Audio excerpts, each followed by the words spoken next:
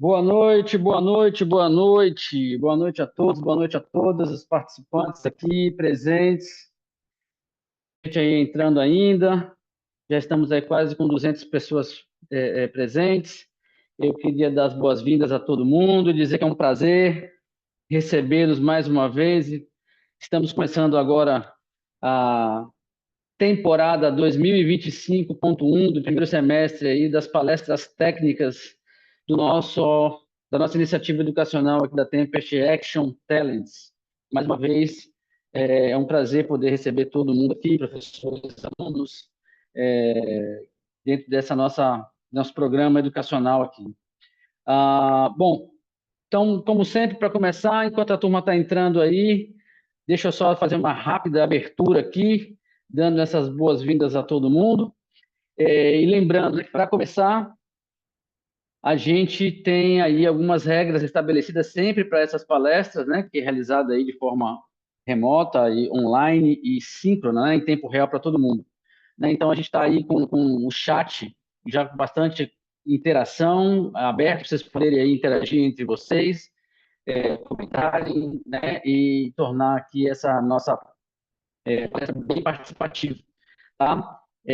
Porém, eu queria lembrar que o chat é para comunicação entre vocês. Se vocês quiserem fazer algum tipo de pergunta palestrante para o que vai acontecer, lembre-se que tem aqui no Zoom um botãozinho aí, né, de botar em inglês, que é o Q&A, né, o QIA, ou em português, PIR, que ele pergunta e respostas. E é lá que devem ser postadas as perguntas com dúvidas para ser feitas ao palestrante no final da sua palestra, que ele vai responder, tá? E no chat, vale aí a interação entre vocês, porém, lembrando as regras do jogo, que não é permitido nenhum tipo ou qualquer ato de discriminação, de racismo, de assédio de qualquer natureza, manifestações de opinião política ou religiosa, ou adoção de qualquer tipo de linguagem inadequada aqui para o ambiente. Haja visto que a gente tem aí, então, esse processo definido e a gente não tolera esse tipo de situação. E se por um acaso isso acontecer, a gente, infelizmente, vai ser obrigado a retirar a pessoa do evento, tá?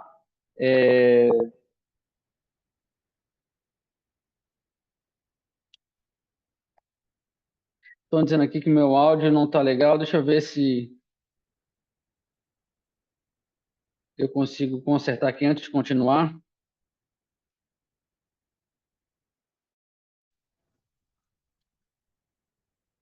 Vamos ver se desse jeito assim funciona. Já estou numa sala fechada aqui. Se com o áudio. E agora, turma, me sinaliza aí pelo chat se meu áudio melhorou, piorou, se continua a mesma coisa, para a gente poder dar continuidade aí. Tá baixo, né? Então, peraí, acho que eu já sei o que eu vou fazer aqui. Deixa eu ver se eu consigo organizar.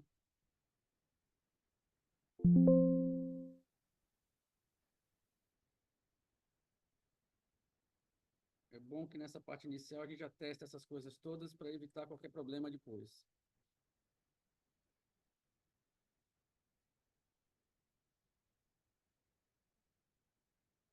Bom, e agora? Vê se melhorou, se funcionou, se continua baixo o áudio, se vocês estão me ouvindo bem. Agora tá melhor o áudio para todo mundo agora? Agora sim, né? Então, beleza. Então, dá para continuar. Então, a gente estava lembrando inicialmente aí sobre a questão, né, das regras do jogo, como é que vai se dar aí a questão da interação como é que vai se dar a interação agora aí em relação ao chat.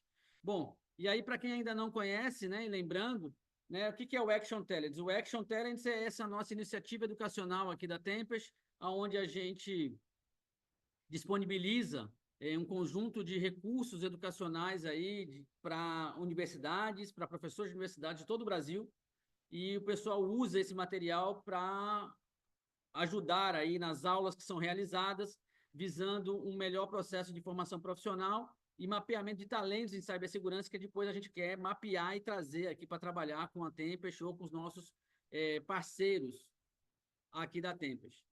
O Action Tellers ainda é um projeto piloto, ele está espalhado aí em todo o país, como vocês estão vendo aí, uma boa quantidade aí de instituições de ensino, né?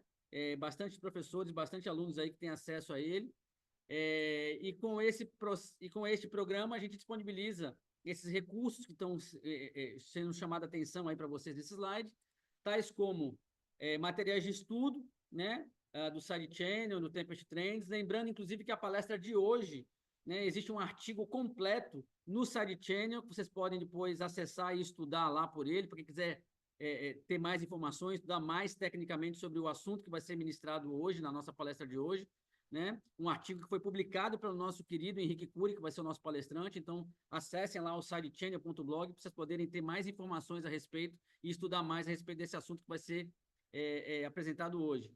Temos o nosso famoso Cyber Morning Call, onde a gente tem todo dia aí o nosso querido Carlos Cabral trazendo informações mais relevantes do que aconteceu nas últimas 24 horas na área de cibersegurança, no Brasil e no mundo. Tá? Estudo aí com materiais de estudo. Temos, como sempre, também, né, a gente oferta para vocês uma vez por ano o nosso evento acadêmico, que é o Action Talents. A gente realizou ele aqui o ano passado. Estou vendo aí que tem muita gente aqui presente, que participou do Action Talents. Depois coloque aí no chat aí se valeu a pena, se vocês curtiram ou não. O evento foi bem bacana. A gente realizou ele presencialmente lá em São Paulo ano passado, mas teve uma presença de gente do Brasil todo, né, de participando de forma remota também. E foi bem bacana, a gente teve muitos feedbacks positivos, onde o pessoal pôde ir lá, como vocês podem ver na foto, se divertir, tirar bastante proveito aí, né, de tudo que a gente realizou com patrocínio no passado do Embraer, da Itaú e da própria Universidade de São Judas. A gente tem essas palestras técnicas que a gente sempre realiza para vocês também, mais um recurso aí do Action Tellers que a gente sempre realiza, né, semestralmente para vocês. E, além disso, também temos as nossas oportunidades profissionais, seja com o nosso programa de estágio, que a gente começou agora, inclusive teve oferta de entrada agora e acabou de começar, o pessoal que passou aí, que foi classificado para início desse semestre agora, 2025. E temos também as nossas vagas que a gente sempre disponibiliza lá no site da GUP, para quem quer já começar a trabalhar e não começar como estágio. Lembrando que todos esses materiais estão disponíveis para vocês através desse link aí, ou desse QR Code que vocês podem acessar gratuitamente, para vocês poderem utilizar isso como forma de estudo, como forma de desenvolvimento profissional pela nossa plataforma do Action Talents.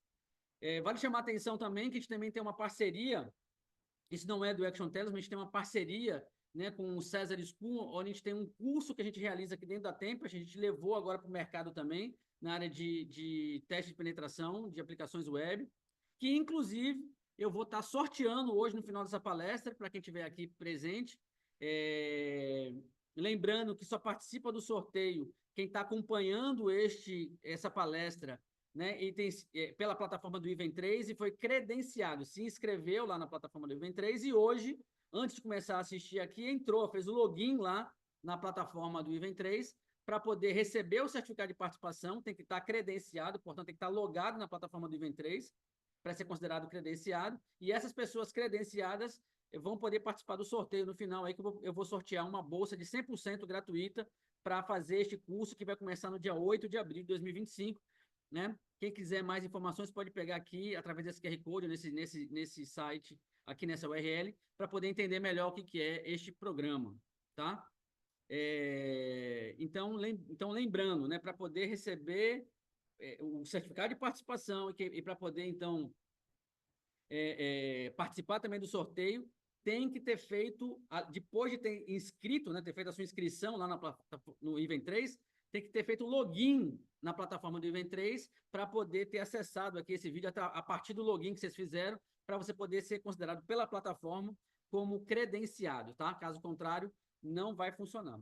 E também vale chamar a atenção aí desse baita golaço que a gente marcou aqui na Tempest, que foi a aprovação que nós tivemos num edital da FAPESP, que a gente está implantando o primeiro centro de pesquisa brasileiro, né, de cibersegurança, onde a gente, aplicando inteligência artificial para soluções de cibersegurança. A gente está muito feliz, né, de ter conseguido aí essa resposta positiva. A gente está no processo de implantação desse centro de pesquisa, né, em parceria aí com o Centro de Informática da Universidade Federal de Pernambuco e também com o pessoal da Embraer e da ATEC, tá? Então, a gente também fica muito feliz e queria compartilhar isso com vocês todos. Bom, então, dito isso, eu apresento a vocês hoje aqui o nosso palestrante, que vai ser o nosso querido Henrique Cury. Vou chamar aí que vai aparecer para poder estar aqui junto com a gente. e Henrique vai poder, então, conduzir a sua palestra. Henrique, meu querido, a bola está contigo, fique à vontade, pode abrir o seu áudio, pode compartilhar a sua tela, começar a sua palestra. Lembrando que no final eu volto, eu vou estar acompanhando o tempo todo, mas no final eu volto para poder trazer as perguntas e respostas, as perguntas que o pessoal fez, para você poder responder a pergunta, lá as dúvidas do pessoal sobre o assunto que você vai apresentar hoje. Tá? Lembrando mais uma vez, pessoal, não usem o chat para fazer pergunta para Henrique. Use a ferramenta de perguntas e respostas, o Q&A aqui do Zoom, para poder mandar a sua pergunta, para eu poder, então, selecionar as perguntas e poder fazer no final da palestra aí para o Henrique poder tirar as dúvidas de vocês, tá bom? Henrique, a bola está contigo. Manda brasa, meu irmão. Obrigado, Gerson. Primeiro, boa noite, Wagner, boa noite, pessoal que está assistindo, muito obrigado pela presença.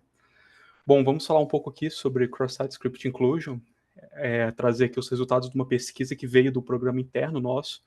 Primeiro, gostaria de agradecer muito a oportunidade, estou bastante feliz de estar aqui agora, essa noite, apresentando aqui no Action Talents. Já estive aqui muitas vezes como um telespectador, dessa vez estar aqui como palestrante é bastante gratificante. E assim como eu acredito que a maioria de vocês, eu recebi também um e-mail de convite, quando eu vi que era o meu nome lá, finalmente caiu a ficha e foi bem interessante.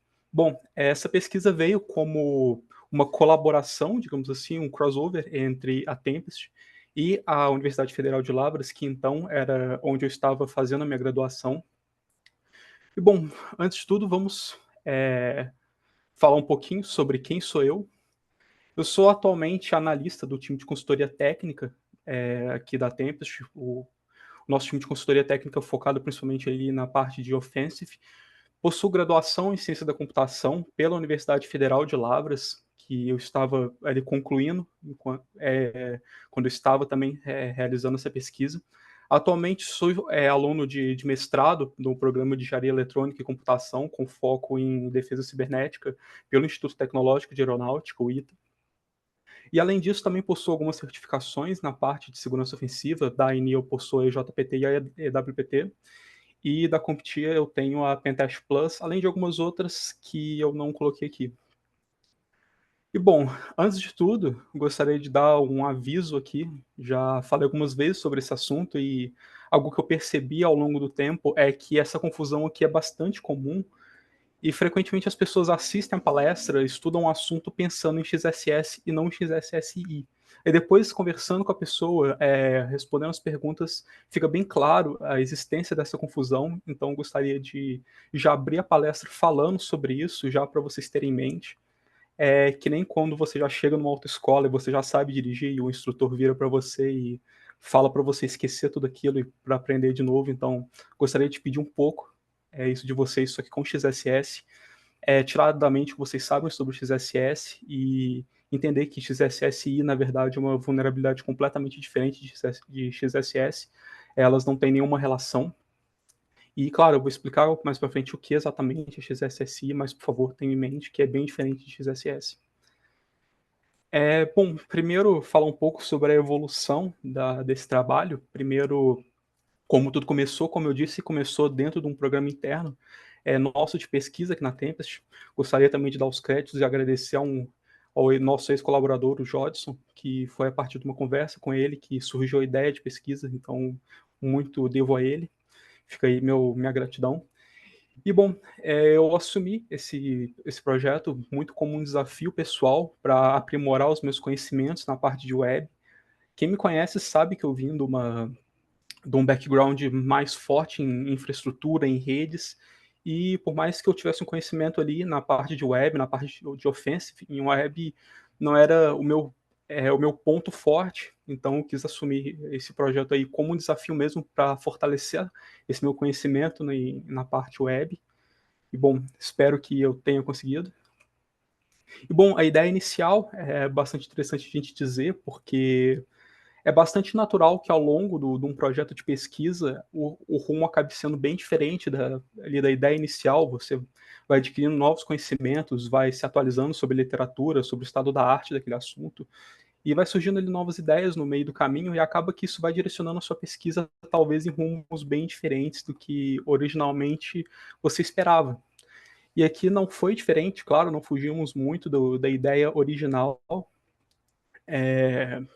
que foi pensada, porém tivemos novas descobertas e acabou que as conclusões foram um pouco diferentes da esperada. Bom, primeiro, a primeira pergunta que surgiu para esse projeto de pesquisa é como que se explora XSSI, já que, enfim, é uma vulnerabilidade bem pouco conhecida, como eu disse, também bastante confundida com o próprio XSS. Então, essa é uma pergunta inicial bem interessante, afinal, se nós queremos pesquisar algo, primeiro nós temos que entender o funcionamento dela.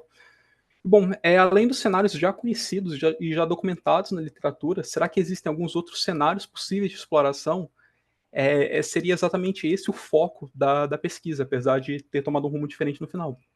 A ideia seria entender algumas tags ali do HTML e entender como talvez elas poderiam ser exploradas para acabar abusando da Cross-Site Script Inclusion. E, claro, também fazer um levantamento bibliográfico, entender quais são os trabalhos existentes sobre o assunto e, a partir disso, caminhar. Bom, a partir disso, foi desenvolvida toda a pesquisa e surgiu a primeira postagem sobre ela, com ela já concluída, foi justamente no SideChannel, que Gerson bem falou. Esse é o título, aqui também temos o link do blog post que foi feito, aqui tem a pesquisa completa, tem alguns detalhes que não vão ser abordados aqui na palestra, mas vocês podem ler em detalhes, e também tem ali o link para o meu LinkedIn, tem o meu nome ali, se vocês clicarem vocês vão encontrar o meu LinkedIn, por favor, sintam-se à vontade para me adicionar, para entrar em contato, para trocar uma ideia, conversar, eu fico bastante feliz com isso, estou à disposição aí de vocês. E bom, além disso, foi a partir daí que eu quis levar também para a parte acadêmica, então surgiu aí o meu trabalho de conclusão de curso da graduação, que também é um trabalho que está público, vocês podem acessar pelo link, enfim, vocês acham isso facilmente. E bom, a partir daí, inclusive, eu assumi um compromisso pessoal e uma bandeira de defender cada vez mais essa aproximação entre a indústria e a academia. Gosto bastante de trabalhar nesse meio, e a minha luta e o meu compromisso aqui é esse, de dizer que os dois caminham juntos, e quanto mais puder aproximar, mais ficarei feliz. Bom, a partir disso também veio a última publicação sobre esse assunto, que foi feito na SBSEG de 2024, foi feito um artigo completo para a trilha principal, foi apresentado, para quem não sabe, a SBSEG é um simpósio brasileiro focado em segurança cibernética, e, bom, eu estive lá, foi inclusive em São José dos Campos, eu tive a felicidade de conhecer o meu atual orientador do mestrado, e a partir daí eu decidi seguir meus estudos. E, bom, vamos partir de fato agora para o assunto e entender um pouco. Primeira introdução, bom, a Cross-Site Script Inclusion ela é uma vulnerabilidade que abusa de requisições cruzadas. E antes de entender o que são requisições cruzadas, a gente precisa entender o que é a política de mesma origem. E antes de entender o que é a política de mesma origem, a gente tem que entender o que é uma origem. Uma origem ela vai ser definida por três coisas: é um protocolo, um domínio e uma porta. Qualquer coisa que for diferente disso não vai ser considerada uma mesma origem. Então aqui, por exemplo, nós temos aqui a URL da Tempest, que eu usei como exemplo. Nós temos aqui o protocolo, que é o HTTPS. Aqui nós temos o domínio, o www.tempest.com.br. E aqui tem a porta 443. Bom, isso daqui não é muito comum, né, de se ver numa URL. Geralmente isso daqui vai estar omitido, mas tenham em mente que essa porta que existe, quando você está utilizando o protocolo HTTPS, a porta padrão é a 443, então se você está comunicando ali na 443, isso daqui vai ser obtido, assim como se você estiver comunicando na porta HTTP pura, sem a camada de criptografia, vai ser a porta 80, isso também vai ser omitido, mas enfim. Bom, um pequeno exercício para entendermos esse conceito de origem, nós podemos tomar aqui como referência essa URL aqui da Tempest, https://tempest.com.br.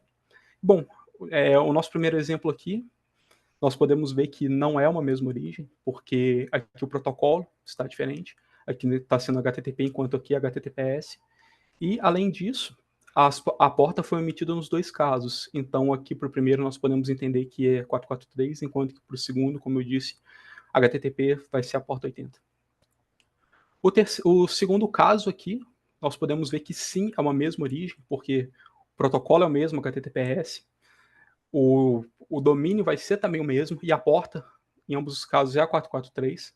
E aqui o Fale Conosco é irrelevante para se definir uma origem, seria somente um caminho ali dentro da aplicação. O próximo exemplo não é considerado a mesma origem, que no caso o domínio é diferente. Não sei se fica bem claro para vocês aí nos slides, mas isso daqui é não é um T, então o domínio é diferente.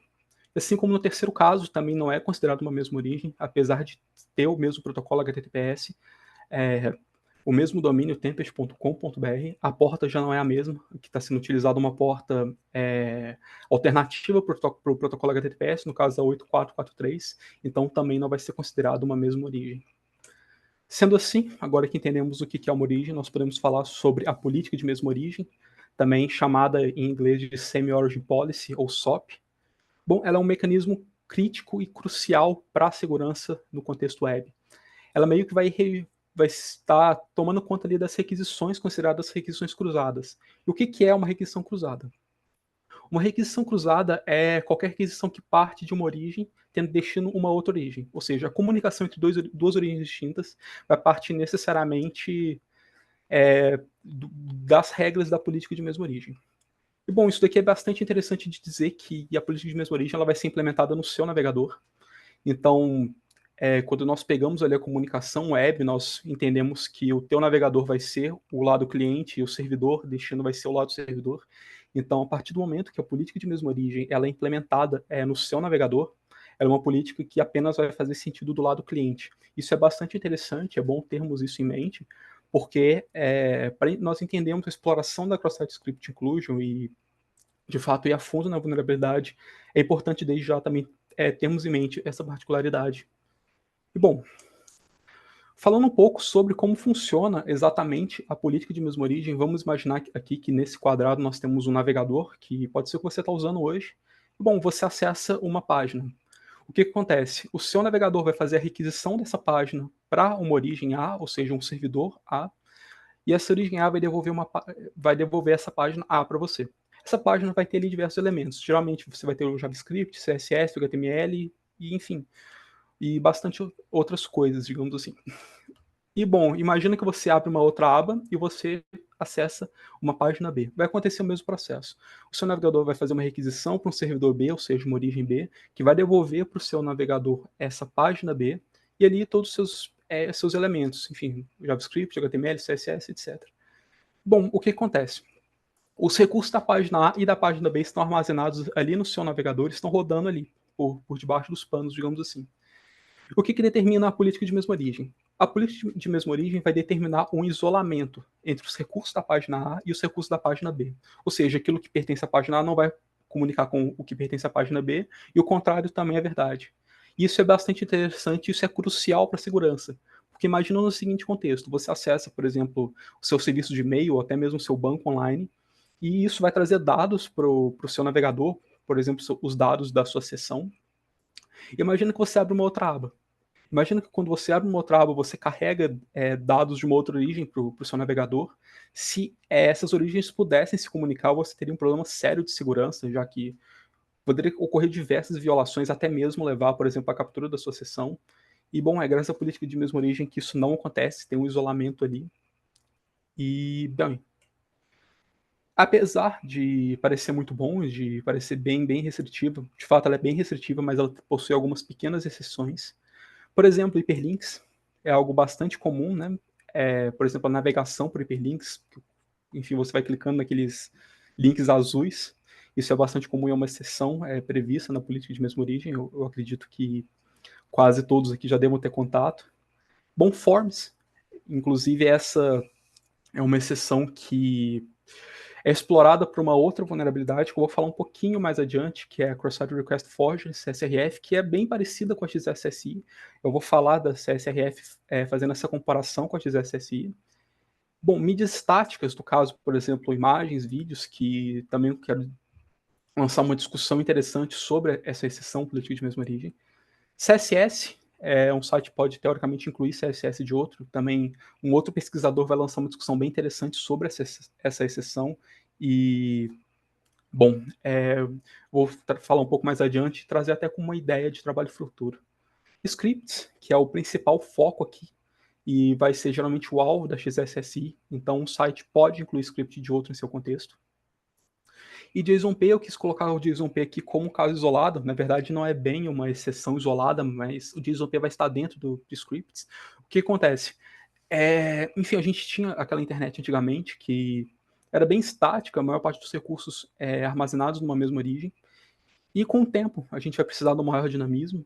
E a gente sempre teve ali a política de mesma origem já há bastante tempo, e ela era uma restrição ali para a comunicação entre essas origens. Então, muitos desenvolvedores iam adotar essa estratégia chamada JSONP como uma forma de driblar a política de mesma origem e permitir a troca de dados entre duas origens. No caso, o JSONP consiste em basicamente você inserir ali os dados do JSON dentro de uma função de callback.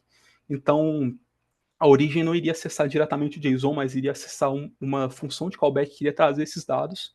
Na prática, você está pegando só os dados ali do JSON a partir de uma função, mas isso fazia com que fosse interpretado como script pelo navegador. E isso gerou uma série de problemas de segurança. Inclusive levou, por exemplo, à criação de um outro protocolo bem interessante chamado CORS, Cross Origin Resource Sharing, que vocês podem ler mais depois. Ele é bem interessante e veio como uma resposta a essa questão do JSOP. Importante, lembrando mais uma vez, a política de mesma origem, como ela é implementada do lado do seu navegador, ou seja, ela está do lado do cliente. Então, tudo isso daqui, essas exceções acontecem ali dentro do seu navegador. E bom, o que são cookies? Cookies a gente ouve muito falar aí no contexto web, hoje está um pouco menos na boca das pessoas, mas já esteve muito, mas ainda hoje é bastante importante para a comunicação e geralmente gerencia a sessão. E a ideia dos cookies é resolver um problema do protocolo HTTP, que o protocolo HTTP ele é uma requisição, uma resposta. Ele não tem nenhum controle de sessão, digamos assim. Digamos que são, se você olhar friamente, são meio que requisições isoladas. Então a ideia dos cookies é você criar a noção de sessão num protocolo stateless, que é o termo que usamos para essa ideia de não haver sessão. E os cookies são, digamos que, pequenas cadeias de texto que são armazenados ali no contexto do seu navegador, e elas vão ser enviadas ali a cada requisição para o servidor, e a partir desses cookies o servidor vai entender quem é você e, enfim, as permissões que você possui, etc. E esses cookies não são simplesmente só cadeias de texto, eles também podem receber alguns atributos que vão determinar o seu comportamento. E um atributo crucial é o same-site. O same-site vai determinar o comportamento desses cookies quanto a requisições cruzadas. E o same-site pode receber 3 valores, essencialmente. Primeiro, o none é como se não existisse esse same-site, você está dizendo que aquele cookie pode ser enviado em todas as requisições. A gente vai ver mais adiante que as particularidades desse valor. Lex, que seria, por definição, por formalização da same-site, seria o valor padrão na ausência de uma declaração explícita na criação de um cookie. E a ideia do Lex é que ele seja utilizado ali apenas em navegação de níveis superiores, né, ali por hiperlinks, etc. Strict, que é o valor mais restritivo da same-site, que seria o melhor em termos de segurança. A ideia do strict é não permitir que esse cookie seja enviado em absolutamente nenhuma requisição cruzada. Agora vamos falar finalmente sobre a vulnerabilidade, que é o alvo aqui do estudo, que é a Cross-Site Script Inclusion. Beleza, vamos imaginar aqui que você tem o lado cliente, o seu navegador. E o que acontece? Você vai acessar um servidor malicioso. Quando você acessa um servidor malicioso, ele vai devolver para o seu navegador uma série de recursos que vai compor ali uma página maliciosa. Dentro dessa página maliciosa ali você vai ter o HTML, o JavaScript, e o que essa página maliciosa vai dizer para o seu navegador? É mais ou menos assim, tipo, opa, eu preciso de um outro recurso que está armazenado numa outra origem para que eu funcione adequadamente. Por favor, busque esse recurso. Então a ideia é que o seu navegador, entendendo essa necessidade da página maliciosa, faça uma requisição cruzada para uma origem legítima, que está vulnerável ao XSSI, com a anexação ali das suas credenciais, os seus cookies, no caso, e esse servidor vulnerável vai devolver para o seu navegador um arquivo protegido que, teoricamente, você só deveria ter acesso. E esse arquivo protegido vai ser incluído ali no contexto da página maliciosa, mais uma vez. Isso está ocorrendo somente no seu navegador. Essa inclusão ocorre dentro do seu navegador.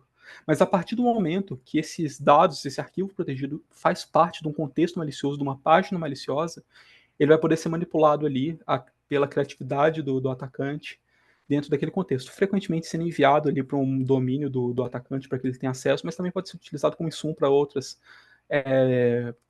ataques, até mesmo um próprio CSRF. E, bom, qual que é a diferença essencial aqui quando a gente fala de CSRF? A ideia do CSRF é a mesma aqui no início. Você faz um acesso a um servidor que devolve uma página maliciosa para você. Mas essa página maliciosa não faz uma requisição cruzada de inclusão. Ela faz uma requisição cruzada que visa alterar o estado de uma outra aplicação vulnerável, abusando da sua sessão, ou seja, vai usar a sua identidade para alterar o estado de uma aplicação. Frequentemente, o caso mais genérico que nós podemos dizer seria, por exemplo, alteração de senha. Você vai ali meio que indiretamente por debaixo dos panos alterar sua senha para uma senha de reconhecimento do atacante, e a partir daí ele poderia ter acesso. Mas pode ser diversas outras coisas, vai depender ali da vulnerabilidade que está presente ali naquele servidor e até mesmo da criatividade do atacante. Bom, o referencial teórico sobre essa vulnerabilidade especificamente, para um pesquisador chamado Jeremy Grosham, ele vai trazer o primeiro relato da XSSI, só que ele não vai usar esse termo XSSI. Ele não vai identificar como uma nova vulnerabilidade, na verdade. Ele vai publicar apenas como uma descoberta dele, um problema de segurança que ele encontrou na época no Gmail. Ele vai explorar a inclusão de um vetor JSON. E, posteriormente, Grossman vai lançar discussões sobre a questão do CSS, que eu falei anteriormente. Nós vamos voltar a tocar nesse assunto um pouco mais para frente. Bom, no ano seguinte, nós tivemos Kern, que vai publicar um livro, e finalmente ele vai formalizar a XSSI como, de fato, uma nova classe de vulnerabilidades. Vai trazer ali o seu conceito, a sua definição, e vai também trazer uma proposta de mitigação, que nós vamos dizer um pouco mais para frente aqui também. Logo depois, nós vamos ter um trabalho muito interessante de dois pesquisadores, Terada e Bussan, que eles vão trazer exploração de XSSI contra um arquivo CSV. Isso é muito interessante porque eles vão criar o conceito de non-script XSSI, ou seja, ele vai explorar essa vulnerabilidade contra um tipo de arquivo que não é tratado pelo seu navegador como script. E, enfim, a partir daí nós temos uma discussão bem interessante. Lex e outros, Lex foi a principal referência que eu tomei para esse trabalho. Ele vai analisar os 150 Alexa Top websites. Hoje não existe mais o Alexa Top, mas era um indexador de sites de acordo com o tráfego, ou seja, nós podemos dizer que os 150 Alexa Top do período eram 150 sites com maior tráfego. E vale ressaltar que esses são 150 que foi possível dele criar cadastro. E ele faz a busca por scripts dinâmicos nesses 150 Alexa Top, e a partir da identificação desses scripts dinâmicos, ele vai realizar tentativas de exploração da XSSI e vai nos trazer dados sobre, e também vai nos trazer cenários em que não houve exploração. Esses daqui são os resultados da pesquisa de Lex. Aqui nós temos também o título do artigo dele, inclusive tem um vídeo de uma palestra bem interessante para quem interessar. Bom, desses 150 foram encontrados 49 domínios que possuem scripts dinâmicos baseados em cookies. Ou seja, você fazia uma requisição, o servidor te identificava como um determinado usuário, e esse script era dinamicamente alterado de acordo com seus dados. E desses 49, 40 foram passíveis de exploração por XSSI, ou seja, um número bastante substancial, próximo ali de uns 80%, um pouquinho mais. Bom, além disso, nós tivemos também o trabalho de outros pesquisadores, não na linha de XSSI, mas também de mecanismos interessantes. Por exemplo, Franken fez uma análise do comportamento de cookies de terceiros. Os cookies de terceiros são os cookies que têm a ideia de fato, a gente dizia muito antes, porque antigamente, porque eles eram muito utilizados para tracking, né, digamos que para entender seu comportamento online. E bom, esse pesquisador vai entender o comportamento desses cookies e vai concluir que existem divergências de implementação em diferentes navegadores. Aqui, inclusive, nós temos uma pista bem interessante para continuar o trabalho de pesquisa, e foi um rumo que a gente tomou. Um outro trabalho de Kodaira e Pellegrino, ele vai entender a implementação da semi-site. Porque o que acontece? Eu disse anteriormente que a formalização da semi-site determina que o valor Lex é o valor padrão, mas isso originalmente não foi verdade. Então, uns anos atrás, o Chromium, né, os navegadores baseados em Chromium, adotou uma política chamada same site, Lex default, uma coisa assim, mas a ideia é que, de fato, finalmente, o comportamento padrão da same site sem declaração explícita seria Lex. Isso meio que veio que, digamos, como um pé na porta para muitos desenvolvedores. Então, algumas aplicações começaram a ter alguns problemas. E a ideia do trabalho desses pesquisadores foi entender como que esses desenvolvedores meio que contornaram esse novo problema que foi criado. Aliás, não bem um problema, né, mas uma solução que acabou afetando um pouco a usabilidade das coisas. E bom, quando eles tentaram entender como que as aplicações se adaptaram, bom, do total, eles estudaram que 18.000 desses sites utilizavam a semi-site com valor nônico, que é o valor mais permissivo, um valor bastante problemático. É como se não existisse a semi-site. Isso corresponde a 3,7% do total de sites que foram analisados. E, bom, a gente pensa que quanto mais popular uma aplicação, maior a maturidade de segurança dela. Isso nem sempre é verdade. Aqui, por exemplo, nós vemos que quanto mais popular a aplicação, mais suscetível a utilizar a semi-site none ela é. Quando nós estudamos o top 10, as 10 mil aplicações mais populares, isso chega a 8,1%. E quando nós analisamos as 1.000 mais populares, isso chega a 18%. Esse comportamento de semi-site igual a none. Vale ressaltar que esses são os dados do período da pesquisa de Kodayashi e de Pellegrino.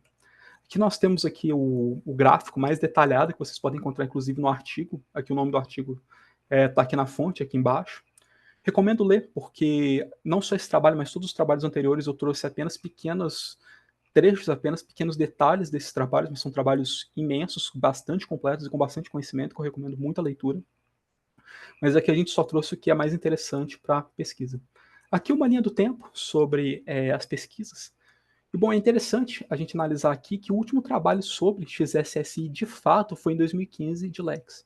Ou seja, mais de 10 anos que nós não temos aí uma pesquisa relevante focada nessa parte de XSSI.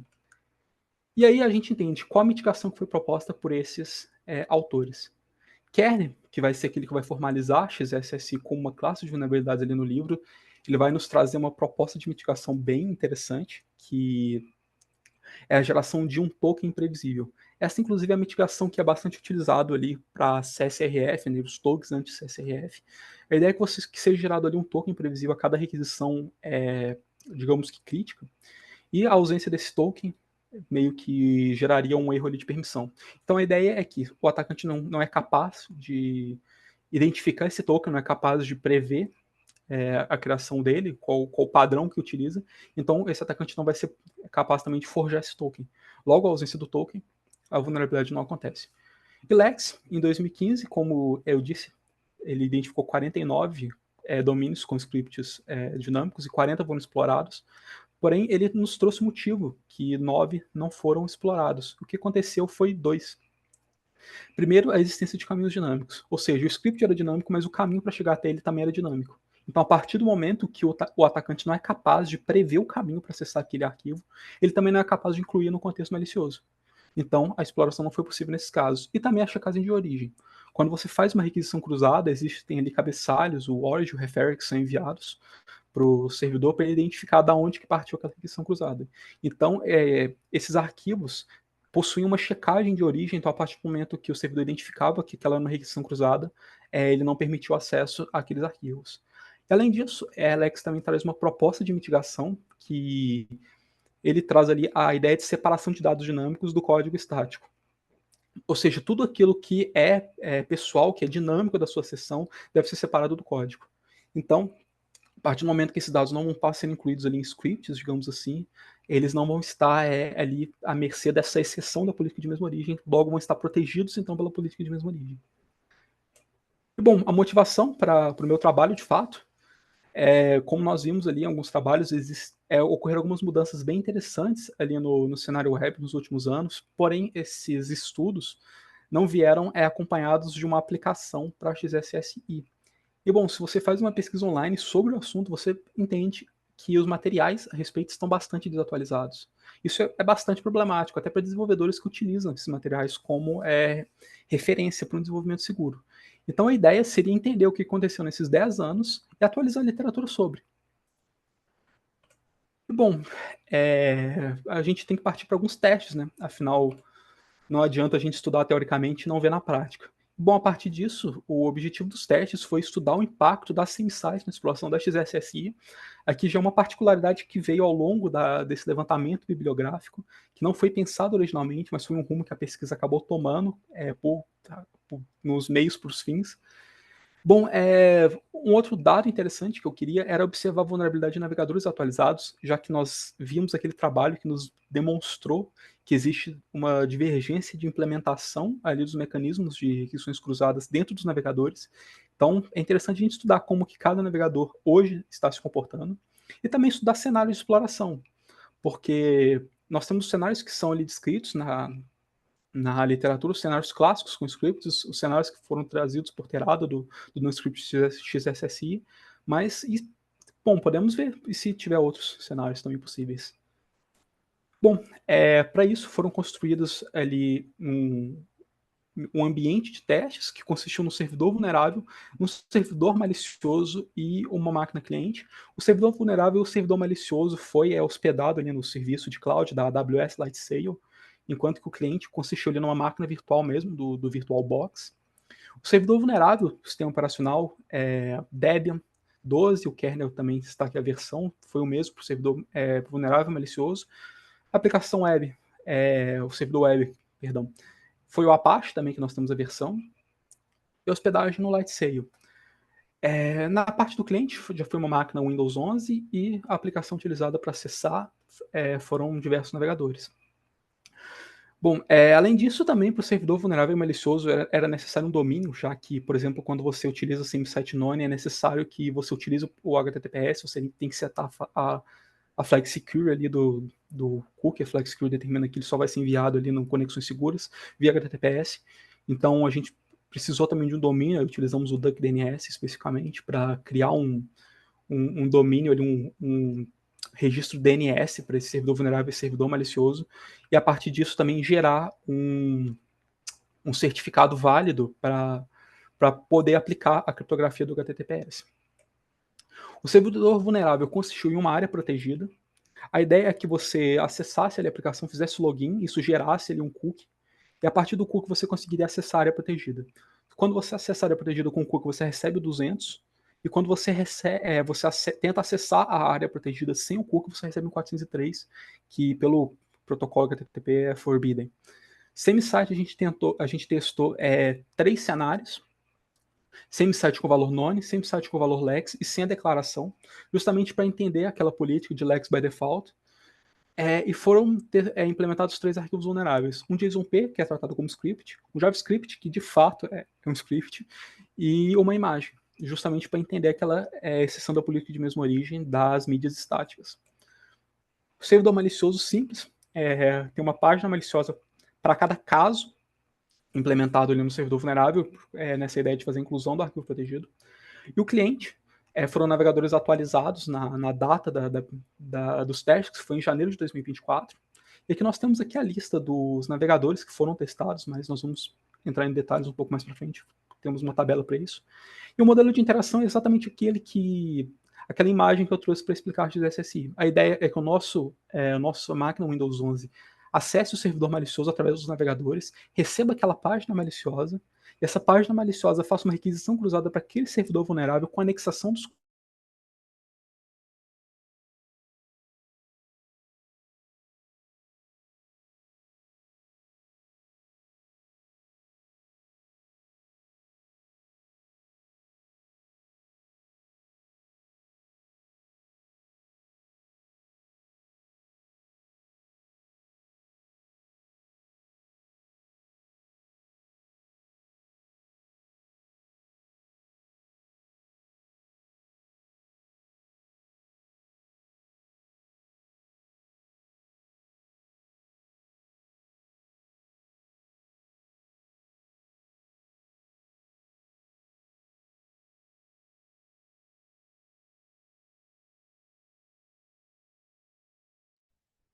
Oi, turma.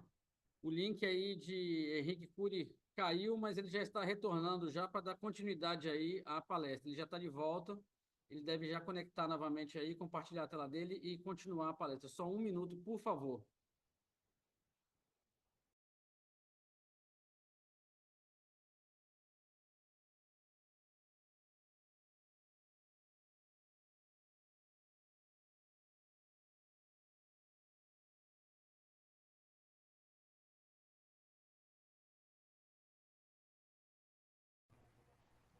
Henrique, se você estiver me ouvindo, pode voltar. Você já está com a permissão de voltar a continuar. Pronto, pode continuar de onde você parou.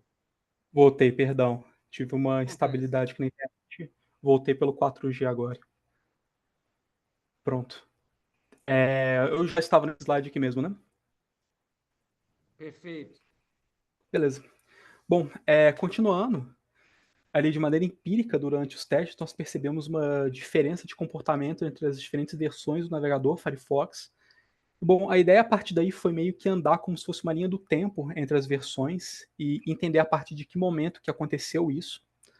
E nós percebemos que essa mudança de comportamento começou a partir da versão especificamente 102.1 ESR do navegador Firefox, de 26 de julho de 2022. Bom, aqui nós temos os cabeçalhos da requisição para a versão anterior, ou seja, a versão 102.0. Nós podemos ver aqui a requisição de inclusão mesmo, que foi enviada aqui os cookies, portanto ela recebeu o código 200 e a vulnerabilidade foi explorada nessa versão do navegador. E bom, posteriormente nós podemos ver aqui para a versão 102.1. É interessante ver que o User Agent aqui diz que a versão é a 102, porém isso aqui está incorreto, eu acredito que seja talvez um problema de implementação ali do próprio Firefox, mas isso daqui é o cabeçalho da versão 102.1. Como vocês podem ver aqui, já recebe o código 403 Forbidden, e quando nós analisamos aqui os cabeçalhos, nós entendemos que aquele cookie não foi enviado. Vale ressaltar que para ambas as versões, o cookie utilizado recebeu a flag same site none. Então é bastante curioso que, mesmo que tenha sido implementada uma política, digamos que relaxada, para esse cookie, a partir da versão 102.1, ele já não foi enviado nessas requisições cruzadas.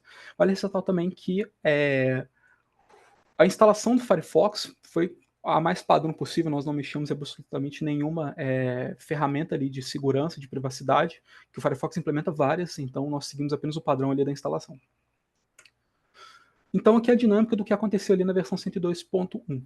Primeiro foi feito o acesso ali do servidor malicioso trouxe aquela página maliciosa, e essa página maliciosa foi de fato realizada essa requisição cruzada para o servidor vulnerável. Só que a particularidade é que essa requisição cruzada não contou com anexação de cookies. Então, a partir do momento que não houve anexação de cookies nessa requisição cruzada para esse servidor vulnerável, o servidor vulnerável não retornou para o nosso navegador aquele arquivo protegido. Na verdade, retornou o erro 403 ali no caso. Bom, é interessante que a partir daí o caminho mais natural foi buscar as release notes dessa versão do Firefox, entender ali o que os desenvolvedores ali do Firefox disseram sobre. E, bom, para decepção minha e espero que também de vocês, nós temos aqui tudo sobre a release notes da versão 102.1. É somente isso. Mas, estudando um pouco mais a fundo, a gente descobre que as release notes completas e detalhadas, o Firefox só vai lançar ali para versões inteiras, ou seja, 102, 103, 104, etc. Então, a partir daí, a gente buscou a 103, não encontramos também nada relevante. Buscamos a 102, também não encontramos nada relevante. Aí, bom, concluímos que não tínhamos muito o que ver aí, somente a partir de uma análise de código-fonte, já que o Firefox é um navegador de código aberto. Porém, isso daqui eu estou trazendo para vocês de primeira mão, isso daqui não esteve em nenhuma outra palestra que eu dei sobre esse assunto, porque eu descobri isso há pouquíssimo tempo. Quando eu estava fazendo uma outra pesquisa no levantamento bibliográfico, eu encontrei uma referência que me levou para essa página aqui do suporte da Mozilla. Isso daqui é um post mesmo ali na página de suporte deles. E é interessante porque esse post, na verdade, ele é de novembro do ano passado. Tem alguns pouquíssimos meses que foi publicado. Faz sentido eu não ter encontrado no período, porque essa publicação ainda não existia. Ele fala sobre essa proteção de tracking do Firefox. Porque ele, de maneira prática, o que a gente percebeu é que esse comportamento estava anexado às proteções nativas do Firefox. O que era padrão para a versão 102 passou a não ser mais padrão na versão 102.1. Ficou mais restrita essa proteção e por isso não ocorreu a anexação de cookies. Exatamente o que diz nesse post aqui. Só que o interessante é que ele foi feito mais de 2 anos depois da versão. Então, por mais que esse post não seja bem descritivo sobre a partir da onde que foi implementado isso, eu entendo que provavelmente foi a partir da versão 102.1. Mais uma vez, eu estou trazendo isso aqui de primeira mão para vocês, mas essa daqui não é uma das conclusões da pesquisa, porque para dizer com segurança sobre, é necessário primeiro uma análise um pouco mais minuciosa, principalmente do código-fonte das versões. Então, estou trazendo isso daí como curiosidade, porém não é uma conclusão. Bom, além do próprio Firefox, nós também testamos alguns outros navegadores. É bem interessante, porque a vulnerabilidade foi explorada em 7 navegadores quando nós utilizamos a flag same-site none. Porém, quando nós utilizamos a flag same-site para o valor lex ou valor strict, não houve nenhum caso de exploração, assim como a não declaração explícita também não gerou casos de exploração. Isso aqui é bem interessante, porque a não declaração explícita, nos navegadores de base Chromium, pela política Lex by Default, eles recebem o valor Lex e, de fato, o valor Lex não permitiu exploração. Porém, nos navegadores de base Firefox, isso não é verdade. Até onde eu tenho conhecimento, pelo menos hoje, eles não implementam a versão Lex by Default. Ou seja, quando você não declara explicitamente o valor da same-site em um cookie e o teu usuário está utilizando um navegador Firefox, ou baseado no Firefox, aquele cookie vai receber same-site none. Porém, ainda que o cookie estivesse como same-site none nesse contexto, não houve exploração. E é bem interessante que, como eu disse, foram implementados 3 casos, né, o JavaScript, o JSONP e a imagem. Para o cookie com a versão none, os 3 casos foram explorados naqueles 7 navegadores. Enquanto que para o Lex e a não declaração explícita, para nenhum navegador houve exploração de qualquer um dos casos. Ou seja, se houve exploração de todos os casos. Se não houve exploração, não houve exploração de absolutamente nenhum caso. Aqui nós podemos ver detalhes, os navegadores que foram testados, as versões que foram testadas e a data de lançamento. Todos são de janeiro de 2024, que foi a época que foi conduzido esses experimentos. Aqui nós temos aqui a coluna se ocorreu exploração ou não. Nós vemos aqui os 7 navegadores que sofreram com exploração, enquanto que 4 não sofreram com exploração. E aqui eu também cito a base desses navegadores. Enquanto que o Chromium e o Firefox são a base própria, os outros navegadores testados têm base nesses navegadores. Isso é bastante comum aqui no cenário de navegadores para desktop. Geralmente você tem uma base e a partir dessa base são construídos novos navegadores. Aqui geralmente nós temos 2 linhas, os Chromium-based e Firefox-based. Bom, aqui também não é uma conclusão, mas nós podemos notar que parece que temos uma tendência maior para a exploração da vulnerabilidade nos navegadores Chromium. Vale citar que isso daqui é para o valor same-site none. Então, a partir do momento que o desenvolvedor seta o cookie explicitamente como same-site none, a vulnerabilidade tem uma tendência maior de ser explorada nos navegadores Chromium, aparentemente. Eu digo aparentemente porque, assim como a questão do Firefox, isso daqui só pode ser afirmado com certeza e com o rigor necessário a partir de uma análise minuciosa do código-fonte. Chrome e Firefox, os 2 navegadores de código aberto, fica a sugestão de trabalho futuro, eu não fiz isso nesse trabalho, mas temos um indício de que essa possivelmente é uma conclusão, porém carece ali de um estudo aprofundado para dizermos aí com maior certeza. Conclusões e trabalhos futuros. Primeiro, eu gosto de trazer que a partir desse trabalho a gente entende uma estratégia de mitigação da XSSI centralizada e baseada principalmente na flag same-site. O que acontece? Quando a gente estuda as estratégias de mitigação que vieram ali antes com os trabalhos de Lex, enfim, de Kern, etc., a gente entende que aquelas estratégias que foram propostas, ou pelo menos que foram observadas na prática, devem ser implementadas em cada arquivo individualmente. Ou seja, se você tem uma aplicação que você precisa proteger 10 mil arquivos, você precisa implementar aquilo nesses 10 mil arquivos. Você tem que fazer checagem ali de cabeçalho em todos esses arquivos, checagem ali do token em todos, caminho dinâmico em todos, etc. E isso pode ser um problema, principalmente em aplicações em expansão. E também com muitos dados, né? Então você tem ali muitos pontos de falha que o desenvolvedor pode acabar escorregando e gerando essa vulnerabilidade. Então, a partir do momento que você parte para uma estratégia de mitigação baseada na same-site dos cookies, você está criando uma estratégia centralizada. Por quê? Todos aqueles arquivos que só são acessíveis a partir daquele cookie, que está corretamente setada a flag same-site, eles vão estar protegidos, sem a necessidade de implementar algo individualmente. Uma outra conclusão é que, de fato, reforçando o trabalho anterior, realmente existe uma divergência de padronização da implementação da same-site, não só por essa questão do Lex by default, mas também sobre, até mesmo na questão do same-site none, do comportamento quanto ao envio desses cookies nessas requisições cruzadas. E outra coisa, também indo de encontro àquilo que foi dito anteriormente, também foi observada realmente uma desatualização da literatura sobre o tema, com estratégias de investigação pouco atualizadas, enfim, até mesmo cenários de exploração estão bem desatualizados na literatura em si. E bom, aqui trazendo algumas ideias de trabalhos futuros e algumas discussões possíveis. Primeiro, como outras vulnerabilidades foram impactadas com as mudanças. Falando até mesmo do CSRF, algumas outras vulnerabilidades que também são baseadas em requisições cruzadas, assim como o XSSI teve todo o seu paradigma alterado por essas mudanças nesses mecanismos de segurança, como é que tá as outras vulnerabilidades? Outra é a análise de código-fonte. Justamente aquilo que eu disse, sobre aquela tendência, talvez, dos Chromium-based sofrerem com a vulnerabilidade para um semi-site None mais do que a base Firefox. Entender se realmente aquele comportamento que nós observamos para a versão 102.1 do Firefox, se realmente partiu de uma mudança ali nos mecanismos de segurança padrão. Porque, como eu disse, a gente testou ali padrão da instalação padrão sem qualquer alteração, mas se a gente mexesse manualmente ali nas proteções, a vulnerabilidade passava a ser explorada a partir da 102.1, porém precisava ali realmente da pessoa ativamente mexer nas configurações do navegador. E, bom, qual o impacto de inclusão de imagens? Por mais que esse trabalho mostrou a existência e a possibilidade de você realizar inclusões de imagem, digamos que o buraco é mais embaixo. A inclusão de imagem que nós realizamos aqui foi meramente trazer ela para o contexto malicioso e exibir na tela. Como eu disse, a vulnerabilidade só ocorre do lado do navegador. O atacante tem que ter ali as suas estratégias e, de alguma maneira, conseguir realizar uma ação maliciosa com aquela inclusão, ou enviando para ele ou realizando outras ações. Então, por mais que ocorreu a inclusão da imagem, não foi estudado o impacto, se isso de fato tem um impacto na segurança. Pode ser que a inclusão apenas mostrou ali na tela e não tenha absolutamente nenhum impacto, porque aquilo vai ocorrer somente do lado do navegador. Porém, pode ser que não.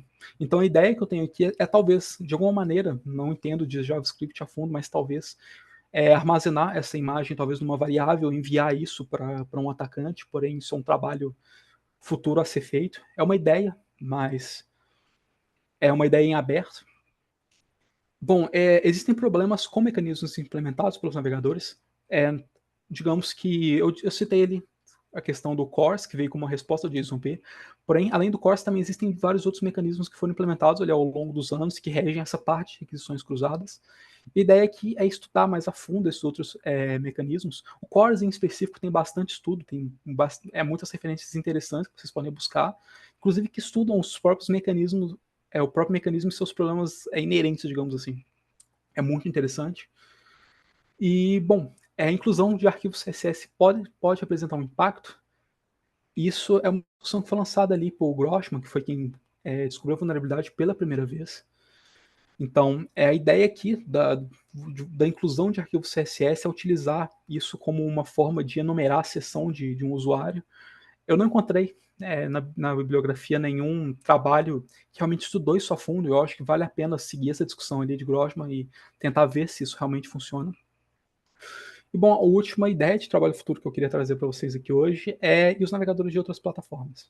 Aqui especificamente nós testamos apenas os navegadores de desktop, porém não é só em desktop que nós temos navegadores. Né? Por exemplo, o teu celular tem navegadores, existem diversos navegadores para o celular, como que isso está acontecendo neles. Uma outra ideia também não é só celular e computador que tem navegadores, computador falando de maneira bem bruta mesmo. Mas, por exemplo, dispositivos embarcados, a própria Smart TV tem navegadores, como que isso funciona nas Smart TVs, videogame, como que funcionam os navegadores também de videogame, quanto a essa vulnerabilidade, por aí vai. Em resumo, entender a implementação de navegadores em outras plataformas e como que funciona a exploração da vulnerabilidade. Bom, era isso que eu tinha preparado para vocês hoje. Agradeço muito a atenção. Agradeço a oportunidade mais uma vez, Gerson Wagner. E estou 100% aberto aí a perguntas. Fico aí no aguardo.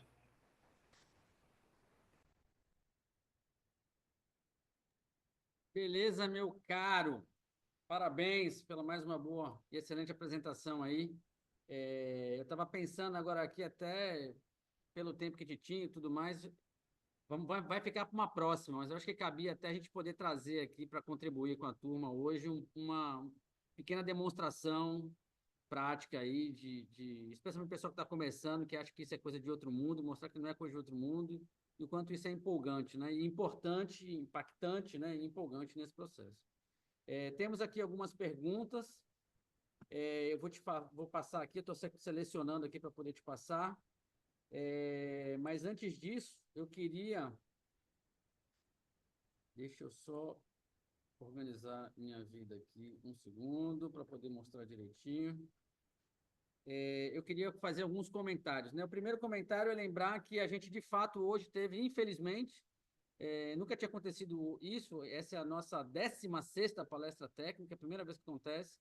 Nós tivemos aí uma instabilidade lá da plataforma Iven 3, e muita gente estava com dificuldade aí de fazer login na plataforma para poder se credenciar e, a partir daí, então, acessar e acompanhar aqui a palestra. Algumas pessoas entraram aí meio atrasadas, preocupadas. Então, para todo mundo que está aqui, eu queria deixar claro e lembrar que essa palestra técnica da Tempest, dentro do programa Action Talents, assim como todas as demais palestras técnicas que nós já realizamos, estão gravadas e são disponibilizadas lá no YouTube depois, no espaço da Tempest, para vocês poderem assistir novamente, mesmo quem já assistiu, poder assistir novamente para estudar, para poder entender melhor, para poder se aprofundar um pouco mais, né? Então, e nesse caso específico dessa palestra, vale lembrar que além da gravação, que vai estar disponibilizada, ainda tem lá no side channel o artigo, né, que o Henrique Cury criou, desenvolveu, que ele usou como, se eu não me engano, foi seu trabalho de graduação, né, de conclusão de curso, que você submeteu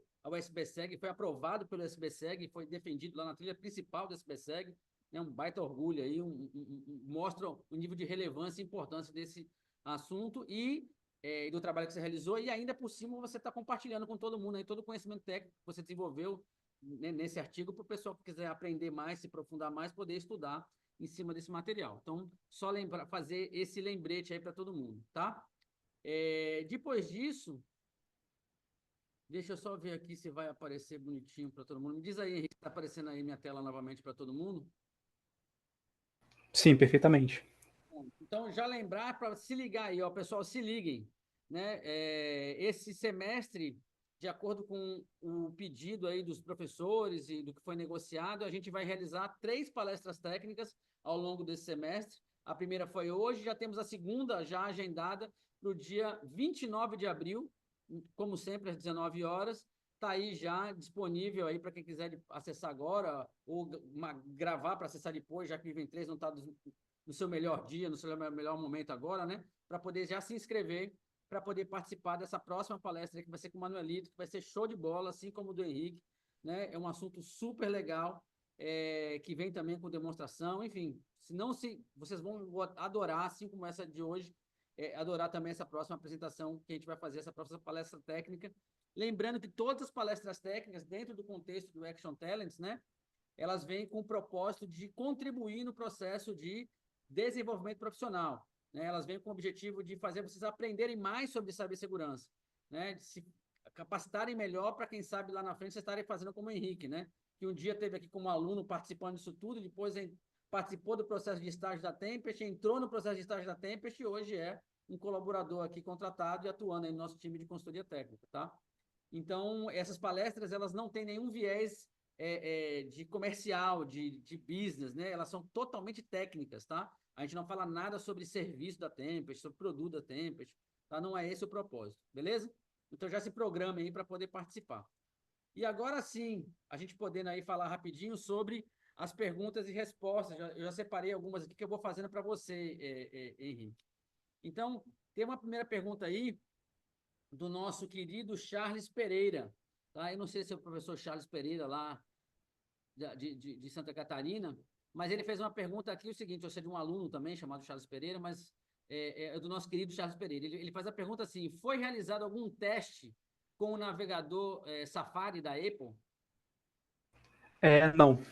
Navegadores testados especificamente foram somente aqueles que foram incluídos ali na tabela. Posso dizer também que eu testei alguns mobile, mas eu não incluí ali na pesquisa porque eu não fiquei satisfeito com o aprofundamento. Eu achei que isso merecia vir um trabalho separado. mas em momento nenhum o Safari foi testado, não. Até mesmo pelas próprias dificuldades, né? Eu particularmente não tenho acesso a nenhum dispositivo da Apple, isso acaba dificultando também um pouquinho. Beleza. Outra pergunta aqui foi da Júlia Machado, tá? Ela fala o seguinte: boa noite. Queria saber se a vulnerabilidade de XSSI que você apresentou pode ser um problema relevante para a segurança de dados em sites oficiais do governo, que envolve dados sensíveis aos cidadãos. Sim, com certeza. Não foi feito um estudo especificamente no caso dos sites governamentais, além principalmente porque também isso depende de uma autorização, eu não posso de fato digamos que interagir com aplicações assim sem ter uma prévia autorização. Porém, o que eu posso dizer é que a partir do momento que uma aplicação lida com dados de usuário, essa aplicação já deve ter uma preocupação sobre o XSSI, principalmente se utiliza cookies como forma de controlar esse acesso a esses dados. Então, sim, o site governamental, assim como qualquer outro site que tem dados ali de usuários, no caso de cidadãos, sim, deve sim se preocupar com o tema, ele é bastante relevante, sim. Legal. Tem muita gente parabenizando aí, como o Clay Souza e outras pessoas, a apresentação. Mas tem uma pergunta agora aqui também do Felipe, que não tem sobrenome. Ele pergunta se um WAF, um Web Application Firewall, consegue bloquear ataques de XSS ou XSSI. Olha, é complicado. Eu acredito que não pelo próprio funcionamento do AF. Porém, em situações específicas, vamos entender uma coisa. Aquele arquivo protegido que você pretende fazer inclusão, ele vai ser acessado frequentemente por usuários legítimos e requisições legítimas. Porém, a partir do momento que ele é alvo de um ataque de XSSI, a gente pode diferenciar, digamos que um comportamento normal de um comportamento malicioso, justamente por aqueles cabeçalhos que são inseridos nas requisições cruzadas, o referrer e o origin. Então, por exemplo, você pode detectar isso da seguinte maneira: você tem ali um arquivo protegido que a ideia dele é ser, por exemplo, acessado somente na sua aplicação, ou seja, não é natural que ocorram requisições cruzadas para aquele endpoint, menos ainda com inserção de credenciais. Isso é um indicativo muito forte de que tem alguma coisa errada e que está ocorrendo ali, provavelmente, alguma exploração de vulnerabilidade. Então, a partir do momento que você identifica a partir desses cabeçalhos, referrer e origin, requisições cruzadas para aquele endpoint, aí sim você tem digamos que uma brecha para definir uma estratégia que bloqueie. É bem similar àquilo que a gente notou ali no trabalho de Lex, né, que ele fazia a checagem do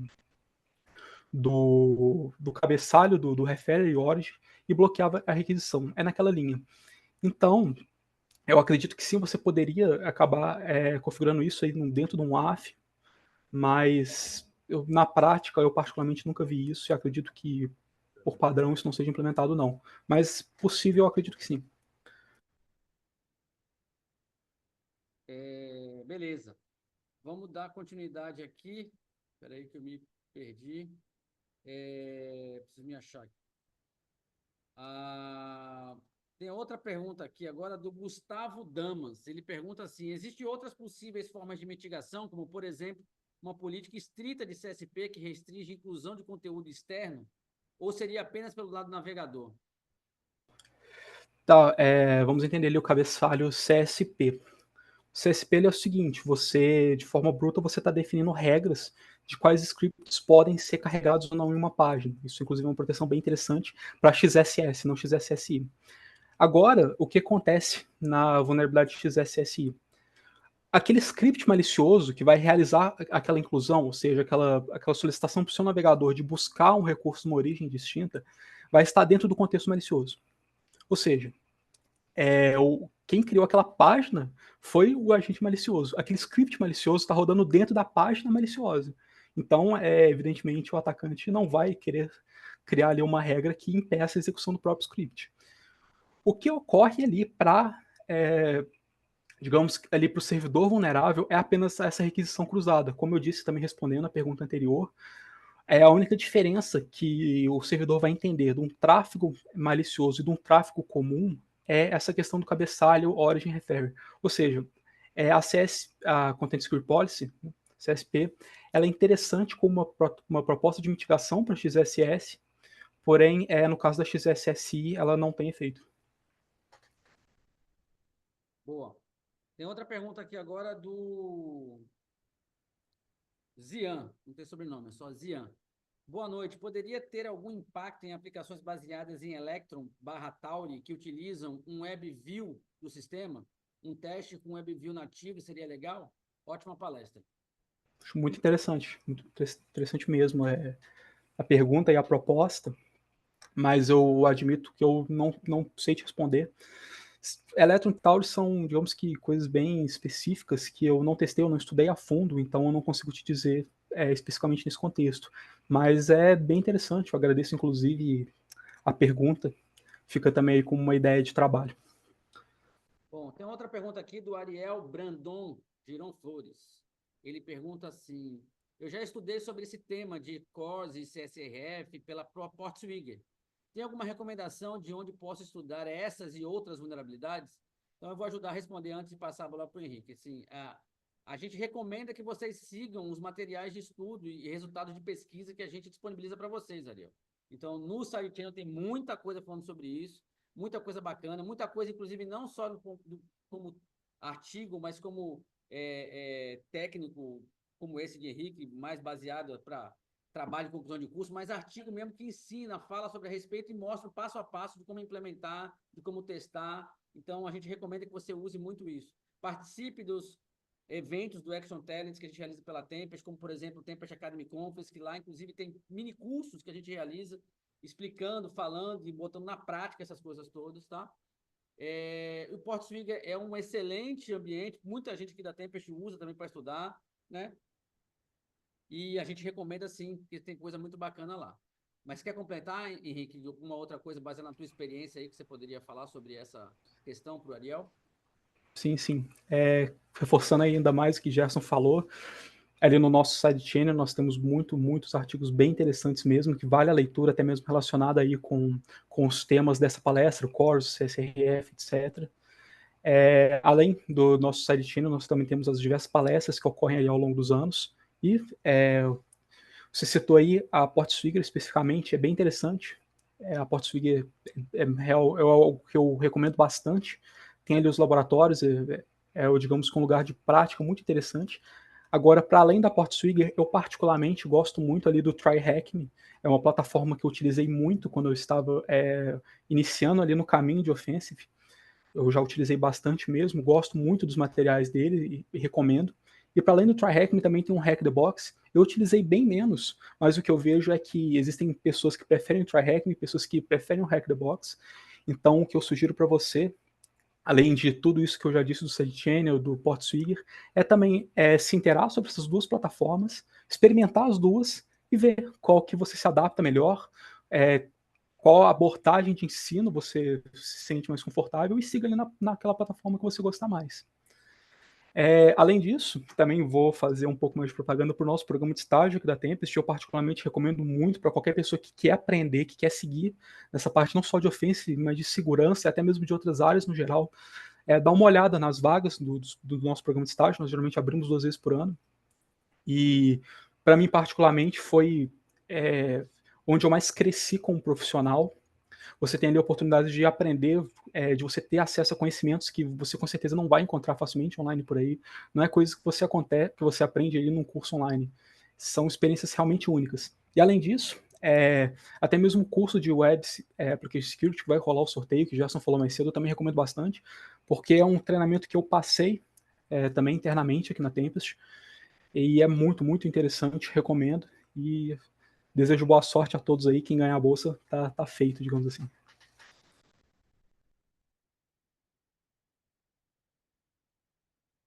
Boa. Então, vamos continuar aqui. Ainda tem mais mas dá para dar tempo de fazer mais umas 2 ou 3 perguntinhas. Tem muita gente elogiando, muitos elogios.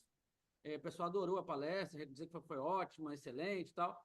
Mas ainda tem algumas poucas perguntas aqui que dá tempo de fazer ainda. Tem uma que é uma pergunta do Joerbert Serra Costa. Ele fala sobre CRLF. Existem linguagens como, por exemplo, Python ou Django que tem por default, correto? Que já tem por default, correto? Eu acho que é essa a pergunta dele. Muito interessante mesmo a pergunta. A gente passou ali na parte do referencial teórico, na pesquisa ali do pesquisador Franklin, também alguns outros que publicaram junto com ele ali no artigo, que ele fez ali uma análise mais aprofundada sobre essa questão dos cookies em diferentes, é o que eu trouxe como diferentes navegadores, porém, como eu disse ali no final, os estudos de cada pesquisador ali, incluindo a pesquisa de Frank, não se limita àquelas conclusões que eu trouxe aqui para o trabalho. E especificamente nesse trabalho de Franklin, ele vai fazer análise não só dos navegadores, mas também de alguns frameworks, de algumas linguagens e de algumas implementações ali. Se eu não me engano, o Python mais Django está incluído nisso. Então é uma leitura que eu recomendo bastante e ali ele vai destrinchar um pouco mais sobre esse assunto. Fica aí a minha sugestão de leitura e ali com certeza vai estar a sua resposta. Eu não lembro de cabeça, mas tá aí a referência. Beleza, maravilha. Vamos para umas últimas duas perguntas aqui. Tem uma aqui que eu consigo ajudar. Sobre o assunto de segurança, confesso que estou estudando bastante back-end, essa parte de segurança. Eu sei coisas muito básicas, como conceito de autenticação, autorização e um pouco de JWT. Por qual parte devo continuar os estudos em segurança? Do Yuri Bess. Então, assim, Yuri, você precisa, na verdade, entender, né, começar a entender que, às vezes, segurança o pessoal fala como se fosse uma coisa só, mas segurança é um campo muito amplo. Né? Você tem que ver se você quer trabalhar mais com segurança ofensiva, com segurança defensiva, com threat intelligence, com gestão de vulnerabilidade, com a parte mais ligada a processos, ligado à certificação, LGPD. Então, você tem que focar no que você quer. E dentro, por exemplo, da área de segurança ofensiva, você tem que entender o que é que você quer trabalhar. Você quer trabalhar com segurança ofensiva baseada em segurança de aplicação, com segurança de infraestrutura, né? Segurança ofensiva é você atacar, tentar invadir, né? Tentar trabalhar como pentester, né? Para poder mandar depois para a empresa que te contrata um relatório do que você conseguiu aí acessar a empresa. Mas aí você pode... Hoje, por exemplo, o que o Henrique trouxe foi exemplos de segurança de aplicação web, né? Então, é trabalhar com a aplicação, nesse caso, mais especificamente web. Ou poderia ser uma outra coisa mais focada na infraestrutura, né? Para testar a parte de infraestrutura de rede ali, de Wi-Fi, de rede cabeada. Então, você tem que começar a entender um pouco mais sobre isso. Recomendo, mais uma vez, você poder acompanhar o que a gente tem apresentado sempre aí dentro do Action Talents, ver outras palestras que a gente já falou sobre isso, participar do nosso Tempest Academy Conference, que a gente sempre fala sobre isso, para explicar melhor para as pessoas esse campo, esse mundo da área de cibersegurança, né? As próprias palestras do Tempest Academy Conference são separadas exatamente por essas temáticas, para ajudar o pessoal a entender que existem essas áreas de atuação específicas, tá? E isso vai te ajudar a caminhar um pouco melhor nesse sentido, tá? Outra pergunta aqui do Anônimo. Sempre tem uma pergunta do nosso querido Anônimo aqui, né? Que é se existe programa de trainee na Tempest, né? O próprio Henrique comentou aí, eu também já tinha falado, temos, né? Que é o nosso programa de estágio, que foi por onde o Henrique entrou e tantas outras pessoas aqui da Tempest entraram, que é um programa 100% focado em preparação e formação, né? O estagiário aqui na Tempest não é mão de obra barata, ele entra aqui para apenas aprender, estudar e pesquisar, né? São 6 meses aqui que ele vai passar só fazendo isso, para poder aprender e depois a gente vai começar a usar ele dentro de projetos como profissional, né?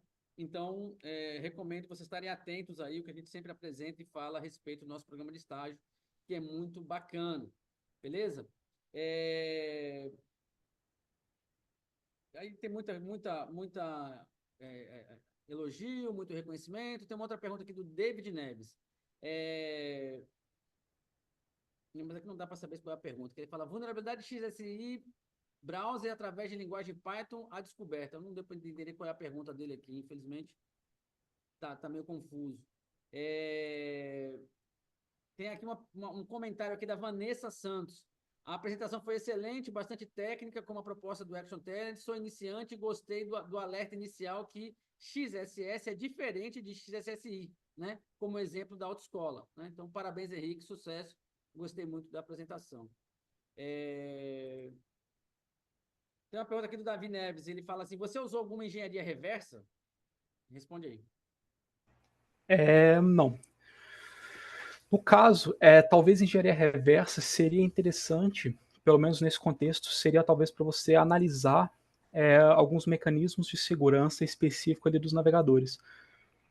Bom, porém, eu não acho muito necessário, justamente porque, como eu disse, você tem os navegadores e geralmente eles partem por 2 bases, os baseados em Chrome e os baseados em Firefox. Tanto o Chrome quanto o Firefox são navegadores de código aberto. E o que isso significa?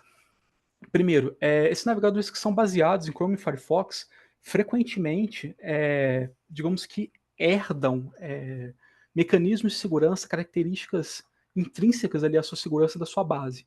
Então, a partir do momento que você estuda o Firefox e o Chrome, você descobre muito, ou quase tudo mesmo, sobre alguns mecanismos de segurança, essencialmente sobre essa parte de requisições cruzadas. Então, a partir do momento que você tem o Firefox, você tem o Chrome, sendo navegadores de código aberto, eu não vejo um sentido muito grande em você fazer algum tipo de engenharia reversa para entender isso. Talvez fizesse sentido se você identificasse alguma particularidade em algum navegador que não possui esse código fonte aberto. Aí sim, talvez fizesse algum sentido. Porém, nesse contexto, eu não vejo como uma estratégia efetiva para chegar a alguma conclusão.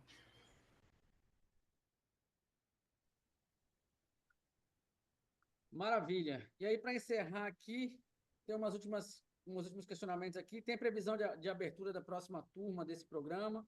Eu vou falar disso daqui a pouco, né, que vai começar.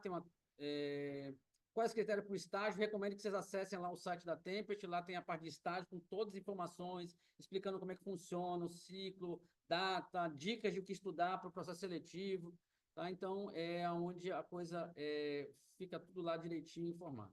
Bom, a gente só tem agora 5 minutos. Tem umas outras perguntas aqui, mas não dá tempo de fazer tudo. E a gente tem que fazer ainda o nosso querido e aguardado sorteio, né? Então, deixa eu ver aqui como é que a gente vai fazer aqui. Deixa eu só parar aqui o compartilhamento. Eu vou pedir aqui só um instantinho.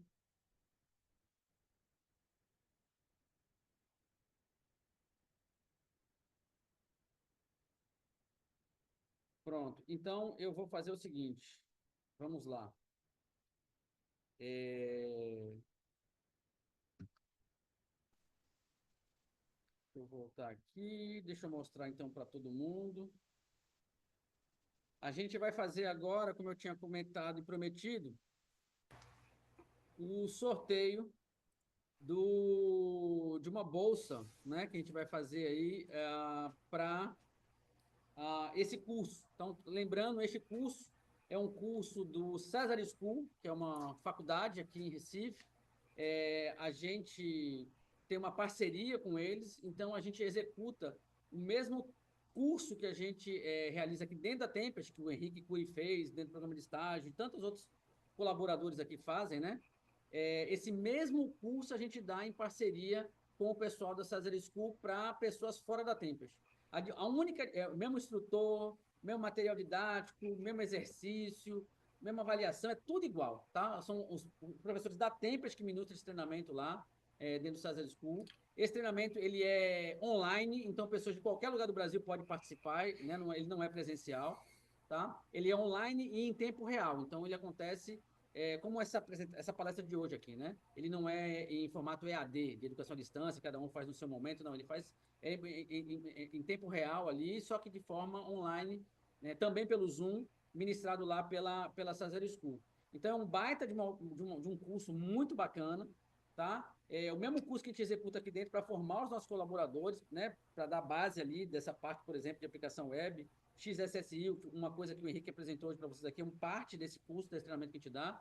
A única diferença é que aqui dentro da Tempo a gente faz esse treinamento em 2 semanas, 20 horas, né, a carga horária. E no caso desse treinamento com o Cesar School, a gente faz mais devagar, mais lento. A carga horária é 40 horas e são 3 meses, tá?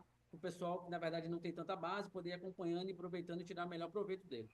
Beleza? Então, a gente vai fazer o sorteio agora aqui. Eu vou parar minha apresentação e o meu querido amigo, companheiro, meu braço direito, meu braço esquerdo, Wagner Almeida, vai compartilhar a tela dele aí para vocês poderem ver o sorteio, que aqui não tem, como é que fala? Não tem aí nada por baixo dos panos, aqui é tudo totalmente governança total, com total aqui visibilidade para todo mundo que está acontecendo. Então, nós tivemos aí hoje, nós temos nesse momento aqui, né, 340 pessoas aqui que participaram do evento, são 343 aí participantes credenciados. Então, em cima dessas pessoas que se inscreveram, né, que tiveram aqui presente hoje aqui, o sorteio vai ser feito para essas pessoas, entre essas pessoas, tá? Então, meu querido aí, Wagner, vai dar o start aí do sorteio. Não sei se vai aparecer o barulhinho que aparece sempre. Eu acho que ele compartilhou sem som, não vai aparecer, mas vai aparecer o nome de alguém aí, eu acho que agora aí, que vai ser sorteado dentre as pessoas inscritas e credenciadas. Hoje a plataforma Event 3 não ajudou a gente muito, está meio lentinho aí, mas vai estar rodando agora aí, vai aparecer o nome do sorteado ou sorteada, que a gente vai fazer contato depois para poder pegar todas as informações e fazer a sua inscrição de forma gratuita nesse treinamento. Então, o nosso sorteado aí foi o Ademir Martins de Souza, tá? A gente vai fazer contato aí com você, Ademir, para poder, então, pegar suas informações direitinho, que a gente precisa, para poder informar lá a instituição de ensino, a Sazer School, e passar como dentro da nossa cota aí, da nossa bolsa de 100% gratuito, você poder fazer o treinamento sem nenhum tipo de custo para você. Então, parabéns, beleza? Então, é isso aí, turma. Eu queria, então, aproveitar, então, aqui para poder finalizar e agradecer ao Henrique, que está aqui participando com a gente hoje. Henrique, muito obrigado pela sua palestra, parabéns, muita gente aí, todo mundo elogiando, adoraram. Eu deixo para você poder fazer a sua despedida aí, suas palavras finais, para a gente poder encerrar. Show. Mais uma vez, reforçando, muito obrigado pelo convite, Gerson. É importante, bem gratificante para mim. Agradeço muitos comentários das pessoas, eu fui lendo aí ao longo do tempo, li todos os elogios, muito obrigado mesmo. Mais uma vez, quem quiser entrar em contato, por favor, pode me buscar no LinkedIn, podemos trocar ali uma ideia. E é isso, muito obrigado pela presença e fica meu boa noite a todos. Valeu, um abração, fica na paz, até a próxima, turma.